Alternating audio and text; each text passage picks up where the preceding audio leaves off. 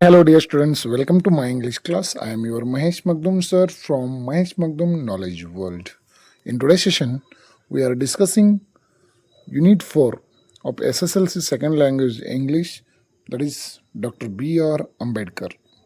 So ಆತ್ಮೀಯ ವಿದ್ಯಾರ್ಥಿಗಳ ಇವತ್ತಿನ ಸೆಷನ್ನಲ್ಲಿ ನಾವು SSLC ಸೆಕೆಂಡ್ ಲ್ಯಾಂಗ್ವೇಜ್ ಇಂಗ್ಲೀಷ್ಗೆ ಸಂಬಂಧಪಟ್ಟಂತೆ pros unit 4 doctor B.R. Ambedkar ಅಂತಕ್ಕಂಥ ಲೆಸನ್ ಬಗ್ಗೆ ಇವತ್ತು ಡಿಸ್ಕಸ್ ಮಾಡ್ತಾ ಇದ್ದೇವೆ. ಸೊ ಆತ್ಮೀಯ ವಿದ್ಯಾರ್ಥಿಗಳಿಗೆ ಪರೀಕ್ಷಾ ದೃಷ್ಟಿಯಿಂದ ಈ ಪಾಠ ಬಹಳ ಮುಖ್ಯ. ಸೊ ಈ ಪಾಠದಿಂದ 2 ಮಾರ್ಕ್ ಕ್ವಶನ್ ಒಂದು ಬರ್ಬೋದು ಅಥವಾ 2 ಪ್ರಶ್ನೆಗಳು ಬರ್ತಕ್ಕಂಥ ಸಾಧ್ಯತೆ ಕೂಡ ಬಹಳ ಇದೆ. ಸೊ ನಾವು ಪ್ರಿವಿಯಸ್ ಕ್ವಶನ್ ಪೇಪರನ್ನು ನೋಡಿದಾಗ main question number 4 sub question number 18 to 24ನಲ್ಲಿ ಡಾಕ್ಟರ್ B.R. ಅಂಬೇಡ್ಕರ್ ಪಾಠಕ್ಕೆ ಸಂಬಂಧಪಟ್ಟಂತೆ 2 ಮಾರ್ಕ್ ಕ್ವಶನ್ ಅಂತೂ 100% ಗ್ಯಾರಂಟಿ. ಕೆಲವು ಪ್ರಶ್ನೆ ಪತ್ರಿಕೆಗಳಲ್ಲಿ ಈ ಒಂದೇ ಪಾಠದಿಂದ 2 ಮಾರ್ಕ್ ಪ್ರಶ್ನೆಗಳನ್ನು ಕೇಳಿದ ಉದಾಹರಣೆಗಳು ಕೂಡ ಇವೆ. So let us begin with a brief summary of doctor B.R. Ambedkar. So ಈ ಪಾಠದ ಪ್ರಾರಂಭದಲ್ಲಿ ಬರ್ತಕ್ಕಂಥದ್ದು ಡಾಕ್ಟರ್ B.R. ಅಂಬೇಡ್ಕರ್ ಅವರ ಇನ್ಸಟಿಬಲ್ ಥರ್ಸ್ಟ್ ಫಾರ್ ಬುಕ್ಸ್ ಅಂತಕ್ಕಂಥದ್ದು. Doctor B.R. Ambedkar was a voracious reader who had an insatiable thirst for books. He purchased books by curtailing his daily needs. When he was in US, he purchased 2,000 old books. When he was in London, he sent 32 books to India. So ಆತ್ಮೀಯ ವಿದ್ಯಾರ್ಥಿಗಳೇ, ಈ ಪಾಠದ ಪ್ರಾರಂಭದಲ್ಲಿ doctor B.R. Ambedkar ಅವರ ದನಿವರಿಯದ ಓದಿನ ಬಗ್ಗೆ ಮಾಹಿತಿಯನ್ನು ನೀಡಿದ್ದಾರೆ. ಸೊ ಇಲ್ಲಿ ಡಾಕ್ಟರ್ B.R. ಅಂಬೇಡ್ಕರ್ ಅವರು ಓದಿನ ಬಗ್ಗೆ ಅವರಿಗೆ ಎಷ್ಟು ಆಸಕ್ತಿ ಇತ್ತು ಅಂತಂದರೆ, ಅಂಬೇಡ್ಕರ್ ಅವರು ತಮ್ಮ ದಿನನಿತ್ಯದ ಅವಶ್ಯಕತೆಗಳನ್ನು ತ್ಯಜಿಸಿ ಪುಸ್ತಕಗಳನ್ನು ಖರೀದಿಸ್ತಾ ಇದ್ದರು. B.R. ಅಂಬೇಡ್ಕರ್ ಅವರು ಅಮೆರಿಕಾಗೆ ಹೋದಾಗ ಅಲ್ಲಿ 2,000 ಹಳೆಯ ಪುಸ್ತಕಗಳನ್ನು ಖರೀದಿಸಿದ್ರು ಅಂತಕ್ಕಂಥದ್ದು. ಜೊತೆಗೆ ಲಂಡನ್ನಲ್ಲಿ ದುಂಡು ಮೇಜಿನ ಪರಿಸ್ಥಿತಿಗೆ ಹಾಜರಾಗಲಿಕ್ಕೆ ಹೋದಂಥ ಸಂದರ್ಭದಲ್ಲಿ ಅಲ್ಲಿಂದ ಭಾರತಕ್ಕೆ 32 ಬಾಕ್ಸ್ಗಳಷ್ಟು ಪುಸ್ತಕಗಳನ್ನು ಕಳಿಸಿದ್ರು ಅಂತಕ್ಕಂಥದ್ದು. ಸೊ ಇದರಿಂದ ಗೊತ್ತಾಗುತ್ತೆ ಅವರ ಓದಿನ ಬಗ್ಗೆ ಅವರಿಗೆ ಇರತಕ್ಕಂಥ ಆಸಕ್ತಿ. ಸೊ ಇಲ್ಲಿ ಒಂದು 2 ಮಾರ್ಕ್ ಕ್ವಶನ್ ಬರ್ತಕ್ಕಂಥ ಚಾನ್ಸಸ್ ಇದೆ. Doctor B.R. Ambedkar was a voracious reader ಅಂತಕ್ಕಂಥ ಒಂದು ಪಾಯಿಂಟ್ ಮೇಲೆ ಒಂದು 2 ಮಾರ್ಕ್ ಕ್ವಶನ್ ಬರುತ್ತೆ. So these 4 to 5 lines are very important for your examination point of view. So ಇವಾಗ ನೆಕ್ಸ್ಟ್ ನೋಡೋದಾದರೆ upliftment of depressed classes. He's experiences in USA, especially the 14th Amendment influenced the ideas about equality and the rights of oppressed people. So when Dr. B.R. Ambedkar was in US, America ದೇಶದ ಸಂವಿಧಾನದ 14ನೇ ತಿದ್ದುಪಡಿ ಏನು ಹಿಂದುಳಿದ ವರ್ಗದವರ ಏಳಿಗೆಗಾಗಿ ಆ ಒಂದು 14th ಅಮೆಂಡ್ಮೆಂಟಲ್ಲಿ ತಿದ್ದುಪಡಿ ಆಯಿತು. The parallel situation was there in India. ಅದಕ್ಕೆ ಸಮಾನಾಂತರವಾಗಿರ್ತಕ್ಕಂಥ ಒಂದು ಸಿಚುವೇಶನು ನಮ್ಮ ದೇಶದಲ್ಲಿತ್ತು. ದಲಿತರು ಮತ್ತು ಹಿಂದುಳಿದ ವರ್ಗದವರ ಒಂದು ಶೋಷಣೆ ಇಲ್ಲೂ ಕೂಡ ನಡೀತಾ ಇತ್ತು. So he worked for the upliftment of the depressed classes. So doctor B.R. Ambedkar ಅವರು ತಮ್ಮ ಇಡೀ ಜೀವನವನ್ನು ಹಿಂದುಳಿದ ವರ್ಗದವರ ಏಳಿಗೆಗಾಗಿ ಮೀಸಲಿಟ್ಟರು. And was influenced by the social reforms of Mahatma Jyotiba Phule and Mahatma Gandhiji. So doctor B.R. Ambedkar ಅವರ ಮೇಲೆ ಮಹಾತ್ಮ ಗಾಂಧೀಜಿ ಹಾಗೂ ಜ್ಯೋತಿಬಾ ಫುಲೆಯವರ ತತ್ವಗಳು ಅಗಾಧವಾದಂಥ ಪರಿಣಾಮವನ್ನು ಬೀರ್ತವೆ. ಸೊ ಇವಾಗ ನೆಕ್ಸ್ಟ್ ನೋಡೋದಾದರೆ ಡಾಕ್ಟರ್ B.R. ಅಂಬೇಡ್ಕರ್ ಅವರ ನ್ಯೂಸ್ ಪೇಪರ್ಸ್. ಕೆಲವೊಂದು ನ್ಯೂಸ್ ಪೇಪರ್ಸ್ಗಳನ್ನು, ಕೆಲವೊಂದು ಸಂಘಟನೆಗಳನ್ನು ಡಾಕ್ಟರ್ B.R. ಅಂಬೇಡ್ಕರ್ ಅವರು ಪ್ರಾರಂಭಿಸ್ತಾರೆ. He started newspapers such as Mooknayak, Bahishkrut Bharat and Samata to give voice to the oppressed people. So ಹಿಂದುಳಿದ ವರ್ಗದವರ ದನಿಯಾಗಿ ಈ ಒಂದು ಪತ್ರಿಕೆಗಳು ಆಗಿನ ಒಂದು ಕಾಲದಲ್ಲಿ ಬಹಳ ಪ್ರಮುಖವಾದಂಥ ಪಾತ್ರವನ್ನು ವಹಿಸಿದವು. In as a legislator, doctor B.R. Ambedkar was elected to the Bombay legislative assembly. So Ambedkar ಅವರು ಮುಂಬೈನ ಲೆಜಿಸ್ಲೇಟಿವ್ ಅಸೆಂಬ್ಲಿ ವಿಧಾನಸಭೆಗೆ ಆಯ್ಕೆ ಆಗ್ತಾರೆ. Later he become the chairman of drafting committee of constituent assembly. So ನಂತರದಲ್ಲಿ ಯಾವಾಗ 1946ರಲ್ಲಿ ಏನು ನಮ್ಮ ಸಂವಿಧಾನ ರಚನಾ ಸಮಿತಿ ರಚನೆ ಆಯಿತು, ಆ ಒಂದು ಸಂವಿಧಾನ ರಚನಾ ಸಮಿತಿಯ ಕರಡು ಸಮಿತಿಗೆ ಇವರು ಅಧ್ಯಕ್ಷರಾಗ್ತಾರೆ. So he played a major role in framing the Constitution of India, especially fundamental rights and the protection of citizens from misuse of power. So ಈ ಒಂದು ಡಾಕ್ಟರ್ B.R. ಅಂಬೇಡ್ಕರ್ ಅವರು ಡ್ರಾಫ್ಟಿಂಗ್ ಕಮಿಟಿ ಚೇರ್ಮನ್ ಆಗಿ ಭಾರತದ ಸಂವಿಧಾನ ರಚನೆಯಲ್ಲಿ, ಅದರಲ್ಲೂ ಮುಖ್ಯವಾಗಿ ಮೂಲಭೂತ ಹಕ್ಕುಗಳ ರಕ್ಷಣೆಗೆ ಸಂಬಂಧಪಟ್ಟಂಥ ವಿಷಯದಲ್ಲಿ ಬಹಳ ಪ್ರಮುಖವಾಗಿರ್ತಕ್ಕಂಥ ಪಾತ್ರವನ್ನು ವಹಿಸ್ತಾರೆ. ಸೊ ಇನ್ನು ಸಿಂಬಲ್ ಆಫ್ ರಿವೋಲ್ಟ್, ಕ್ರಾಂತಿಯ ಕಿಡಿಯಾಗಿ ಡಾಕ್ಟರ್ ಬಿ ಆರ್ ಅಂಬೇಡ್ಕರ್ ಅವರು he become the first law minister of independent India. Bharat ಸ್ವತಂತ್ರವಾದಾಗ ಪಂಡಿತ್ ಜವಾಹರ್ಲಾಲ್ ನೆಹರು ಅವರು ಡಾಕ್ಟರ್ ಬಿ ಆರ್ ಅಂಬೇಡ್ಕರ್ ಅವರನ್ನು ಸ್ವತಂತ್ರ ಭಾರತದ ಮೊದಲ ಕಾನೂನು ಮಂತ್ರಿಯಾಗಿ ಆಯ್ಕೆ ಮಾಡ್ತಾರೆ. Throughout his life he fought against caste discrimination and social injustice and worked for equality and social justice. So Ambedkar ಅವರು ತಮ್ಮ ಇಡೀ ಜೀವನದುದ್ದಕ್ಕೂ ಕೂಡ ಈ ಜಾತಿ ಪದ್ಧತಿಯ ವಿರುದ್ಧ ಮತ್ತು ಸಾಮಾಜಿಕ ಅಸಮಾನತೆಯ ವಿರುದ್ಧ ಹೋರಾಟವನ್ನು ಮಾಡಿ ಜನರಿಗೆ ಒಂದು ಸಾಮಾಜಿಕ ನ್ಯಾಯವನ್ನು ದೊರಕಿಸಿಕೊಡುವಲ್ಲಿ ಬಹಳ ಪ್ರಮುಖವಾದಂಥ ಪಾತ್ರವನ್ನು ವಹಿಸಿದ್ದಾರೆ. Doctor B R Ambedkar believed that democracy, constitutional methods and equal opportunities were essential for a just society. So Jawaharlal Nehru called him a symbol of revolt for his persistent fight against oppression.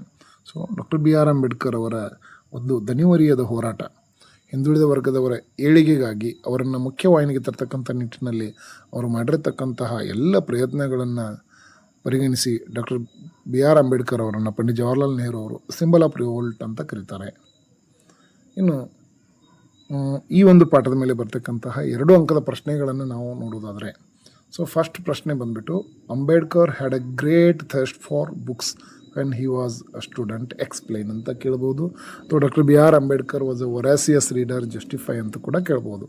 So ಇದಕ್ಕೆ ನಾವು doctor B R Ambedkar bought books by curtailing his daily needs. When he was in New York he bought 2000 old books. When he was in London he bought 32 boxes of books ಅಂತ ಬರೆದ್ರೆ definitely will get 2 out of 2 marks. ಇನ್ನು second question ಬಂದುಬಿಟ್ಟು, why did Nehru choose doctor B R Ambedkar as the law minister of independent India. So ಸ್ವತಂತ್ರ ಭಾರತದ ಮೊದಲ ಕಾನೂನು ಮಂತ್ರಿಯಾಗಿ doctor B R Ambedkar ಅವರನ್ನೇ ನೆಹರು ಅವರು ಯಾಕೆ ಆಯ್ಕೆ ಮಾಡ್ತಾರೆ ಅಂತಕ್ಕಂಥ ಪ್ರಶ್ನೆ. Doctor B R Ambedkar had a great skill in law in legislature. He had a vision of social justice and he fought against injustice. Because of all these reasons, Pandit Nehru chose Dr. B. R. Ambedkar as the first law minister of independent India. So in third question ಬಂದ್ಬಿಟ್ಟು, how did the 14th amendment of American Constitution and Mahatma Phule influence Dr. B. R. Ambedkar? So ಆತ್ಮೀಯ ವಿದ್ಯಾರ್ಥಿಗಳು, ಈ ಒಂದು ಪ್ರಶ್ನೆ ಕಳೆದ ವರ್ಷದ ಮೊದಲನೇ annual ಎಕ್ಸಾಮ್ನಲ್ಲಿ ಬಂದಿರತಕ್ಕಂಥ ಪ್ರಶ್ನೆ. ಸೊ ಪರೀಕ್ಷಾ ದೃಷ್ಟಿಯಿಂದ ಈ ಪ್ರಶ್ನೆ ಬಹಳ ಮುಖ್ಯವಾದದ್ದು. when Dr. B. R. Ambedkar was in US, he was drawn to the 14th amendment of the Constitution of USA, which gave freedom to the black Americans. So America ಸಂವಿಧಾನದ 14ನೇ ತಿದ್ದುಪಡಿ ಅಮೆರಿಕಾದಲ್ಲಿ ಕಪ್ಪು ಅಮೆರಿಕನ್ನರಿಗೆ ನ್ಯಾಯವನ್ನು ದೊರಕಿಸಿಕೊಡ್ತು. So the parallel situation was there in India. ಅದು ನಮ್ಮ ಭಾರತ ದೇಶದಲ್ಲಿ ಹಿಂದುಳಿದ ಮತ್ತು ದಲಿತರಿಗೆ ಆಗ್ತಕ್ಕಂಥ ಅನ್ಯಾಯ, ಅದಕ್ಕೆ ಅಂಬೇಡ್ಕರ್ ಅವರು ಅದರ ವಿರುದ್ಧವಾಗಿ ಹೋರಾಡಿದರು. ಈ ಒಂದು ನಿಟ್ಟಿನಲ್ಲಿ ಅಂಬೇಡ್ಕರ್ ಅವರ ಮೇಲೆ ಮಹಾತ್ಮ ಜ್ಯೋತಿಬಾ ಫುಲೆ ಅವರ ಒಂದು ಕಾರ್ಯಗಳು ಬಹಳ ಅಗಾಧವಾದಂಥ ಪರಿಣಾಮವನ್ನು ಬೀರ್ತವೆ ಅಂತಕ್ಕಂಥದ್ದು. ಸೊ ಈ ನಿಟ್ಟಿನಲ್ಲಿ ಅಂಬೇಡ್ಕರ್ ಅವರು ಕ್ಲಾಸ್ಲೆಸ್ ಸೊಸೈಟಿ ಮತ್ತು ವುಮೆನ್ಸ್ ಅಪ್ಲಿಫ್ಟ್ಮೆಂಟ್, ಸೊ ಮಹಿಳೆಯರ ಏಳಿಗೆ ಮತ್ತು ವರ್ಗರಹಿತ ಸಮಾಜ ನಿರ್ಮಾಣಕ್ಕಾಗಿ ಯಾವ ರೀತಿಯಾಗಿ ಪ್ರಯತ್ನ ಪಟ್ಟರು ಅಂತಕ್ಕಂಥದ್ದು ಇಲ್ಲಿ ಉತ್ತರ ಇರುತ್ತೆ. ಸೊ ಇನ್ನು 4ನೇ ಪ್ರಶ್ನೆ ಬಂದುಬಿಟ್ಟು, what qualities do you appreciate in doctor B R Ambedkar? So he has various qualities like efficiency, honesty, a revolutionist, long visionary attitude, leadership, non-violent attitude, and ambitious thoughts. These qualities made him an ideal for young generation. Youth can get inspiration from his personality and accomplish the successful journey of life. So these all qualities of Dr. B. R. Ambedkar ನಾವು appreciate ಮಾಡ್ತೀವಿ ಅನ್ನೋದನ್ನು ಇಲ್ಲಿ ಹೇಳ್ಬೋದು. So ಇವಾಗ 5th question ಬಂದುಬಿಟ್ಟು, how did Gandhiji and doctor B R Ambedkar try to wipe caste discrimination? ಗಾಂಧೀಜಿಯವರು doctor B R Ambedkar ಅವರು so ಈ ಜಾತಿಯ ಬಗ್ಗೆ ಇರ್ತಕ್ಕಂಥ ಅಸಮಾನತೆಯನ್ನು ಯಾವ ರೀತಿಯಾಗಿ ಹೋಗಲಾಡಿಸಿದರು ಅಂತಕ್ಕಂಥದ್ದು. ಮೊದಲನೇದಾಗಿ Gandhiji from reminding the duty of higher classes towards the depressed class. So ಮೇಲ್ವರ್ಗದ ಜನರಿಗೆ ಕೆಳವರ್ಗದ ಜನರ ಬಗ್ಗೆ ಇರತಕ್ಕಂಥ ಕರ್ತವ್ಯಗಳನ್ನು ನೆನಪಿಸಿಕೊಟ್ರು. Doctor B R Ambedkar from reminding the rights of depressed classes with higher classes. Ambedkar ಅವರು ಹಿಂದುಳಿದ ವರ್ಗದವರಿಗೆ ಅವರ ಹಕ್ಕುಗಳ ಬಗ್ಗೆ ಮನವರಿಕೆ ಮಾಡಿಕೊಟ್ರು. ಸೊ ಇನ್ನು 6th ಕ್ವಶನ್ ಬಂದುಬಿಟ್ಟು, doctor Baba Saheb Ambedkar considered public education in free India was unconstitutional. So ಸಾರ್ವಜನಿಕ ಹೋರಾಟಗಳು ಅಸಂವಿಧಾನಿಕ ಅಂತ ಹೇಳಿದರು ಅಂಬೇಡ್ಕರ್ ಅವರು. ಯಾಕಂತಂದರೆ the observation gets importance in context of public education in free India. It is acceptable to utilize these methods in a struggle against the alien power.